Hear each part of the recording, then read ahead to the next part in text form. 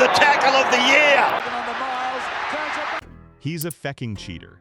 That is the kind of line rugby league fans still hear whenever Wally Lewis gets dragged into the dark side of origin. Wally Lewis is an immortal. He captained Queensland 30 times. He stood at the center of the toughest rivalry in Australian sport. He is one of the greatest the game has ever seen. But that ugly word still trails his name online. People search Wally Lewis reveals 5 players who cheated. They want a clean list. They want 5 villains named by the king himself. The truth is messier. It is darker too. This story blends clickbait, on-field tricks, private scandal, and outright fraud. And it ends somewhere far more painful than any of that. This is not a simple highlight reel. It is a story about how a sport decided what counted as cheating and what it chose to forgive. So before we go further, use the hype feature and give this video hype so more rugby league fans can find it and join the argument. Here's the first hard truth. There's no real list of 5 cheaters from Wally Lewis. No record shows him naming 5 dirty men. The phrase is a trick of search engines and clickbait, but the idea sticks for a reason. Rugby league history is full of men accused of bending, breaking, or mocking the rules, so we will use 5 names as our lens. Mark Geyer, Gordon Tallis, Paul Harragon, Les Boyd, Steve Roach. These men were not officially named by Wally, but they show the thin line the old game drew between a hard man and a cheat. And the sad part is this: that line was often a joke. Even Wally lived on the wrong side of it. In 1984, on a soaked Origin field, Lewis pointed into the rain to distract referee Barry Gomersall. Then he illegally punted a line drop out far downfield. He should have drop-kicked it. He did not. He was not punished. Fans loved it. His teammate Gene Miles called it cheating at its magnificent best. Then it got stranger. In 1990, Lewis sat a random drug test. He later admitted his sample was mostly flat lager. The test still came back clean. That tells you how weak the testing was back then. The game smiled at all of it. If you were great enough, cheating became charm. So keep that in mind as we count these 5 down. Number 5 is Steve Roach. Roach was an honest voice about a dishonest game. He openly admitted that forwards in his era were always testing the referees. He talked about elbows, punches, and off-the-ball tactics in brutal Origin clashes. He was not hiding it, he was describing it. The whistle could not be everywhere at once. Punches were traded. Elbows flew. Most of it never reached a judiciary. The referee could only see so much. Nobody ever saw all of it.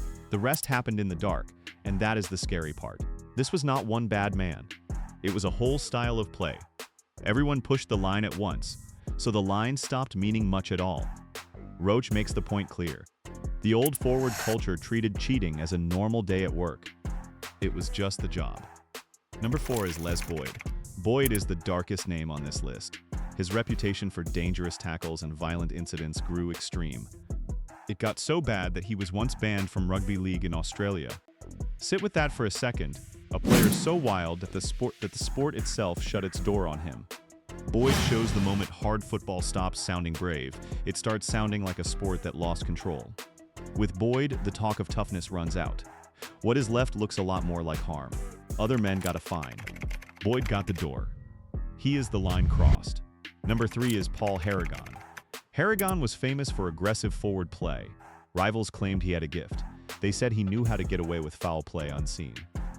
There is no single proven scandal to pin on him here, but that is part of the point.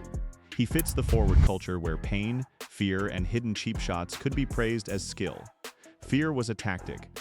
If a forward could make a rival flinch, half the battle was won. In that world, the best cheat was the one nobody caught. No camera ever caught the worst of it. That was the whole skill.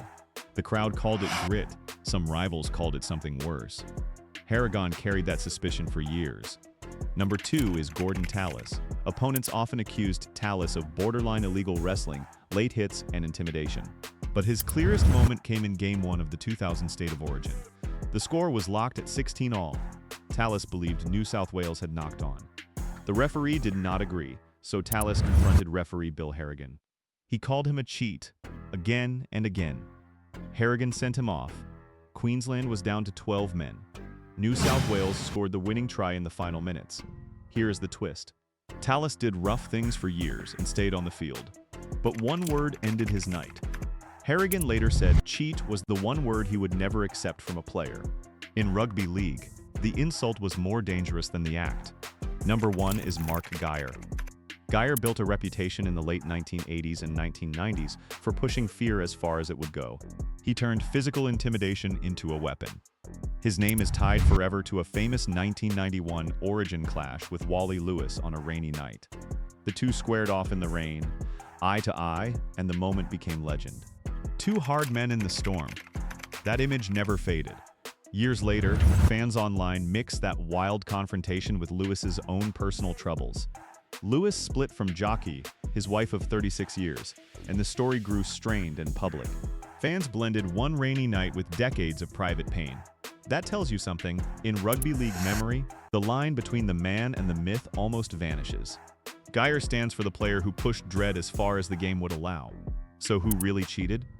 The answer spreads far past these five. Paul Houghton once admitted he took an unknown pill before an Origin match. He later called it amphetamine-like. He said it hurt his game, but the point is darker. Players lived in a world where strange substances got handed around the room. Nobody asked questions. Rivals even whispered about the great Canberra sides and steroids, though nothing was ever proven. Then there is the lighter side. Sam Thaiday told a story about card games in camp. He said Cameron Smith and Jonathan Thurston cheated at cards. They used coughs, sneezes, and songs as secret signals. They won money off their own teammates. Even picking a dream team felt loaded. Jonathan Thurston once joked that leaving Cooper Cronk out of his all-time side felt like cheating on his girlfriend. It was a joke, but it showed how often that word got thrown around. And then the worst kind. In 2010, the Melbourne Storm were caught running a secret double contract system to beat the salary cap. It was real fraud. Billy Slater starred in that 2007 win. They were stripped of their 2007 and 2009 premierships. The trophies were gone. So the word cheating stretches from a joke at a card table to a crime against the whole competition. Off the field, the old game forgave a lot. Wild nights and ugly scenes were often handled with a quiet fine and a short ban. The sport shielded its stars. The modern game is far less patient now. Now the real reveal. The most important five linked to Wally Lewis are not players. They are words. This was not his first brush with his own brain. In 2006, he had a frightening seizure live on air during a news broadcast. In 2007, surgeons removed part of his temporal lobe. Then, in July 2023, Lewis went public with probable CTE. That is a fatal brain disease. It comes from years of head knocks and small repeated hits. He had to step away from his long career as a TV sports anchor. His short-term memory was fading fast. His neurologist, Dr. Rowena Mobbs, gave him a simple test. She gave him 5 nouns to remember: bus, dog, truck, camera, chair. After a short chat, he could recall only 2. Later, he could hold on to just 1 bus. His partner said he would tell the same story 3 or 4 times on one short drive. He never knew he was repeating himself. Think about what that means.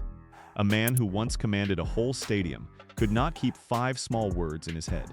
The same brutal contact that made him a hero was eating away at him. There was no trophy to strip here, only a great man losing pieces of himself. His family watched it happen up close. Linda Adams saw the man behind the legend slowly fade. That is the true 5. So here's where it lands. Wally Lewis was great. Nobody can take that away. But the world around him cheered for dangerous play, dirty tricks, and bent rules. These 5 named men are not proven cheaters from Wally's mouth. They are symbols. They stand for a sport where toughness and cheating sat too close together. The old game built legends. It also buried the cost. It hid the damage. And the bravest thing Wally ever did was not on the field. It was speaking openly about his fading memory and choosing to donate his brain for research. He does not regret his career. He just wants the next kids to be safer than he was. The fans wanted 5 cheaters. The real story handed them 5 lost words. One story sells, the other one matters. Cheering fades fast. The damage never does. That is the part the clickbait never shows.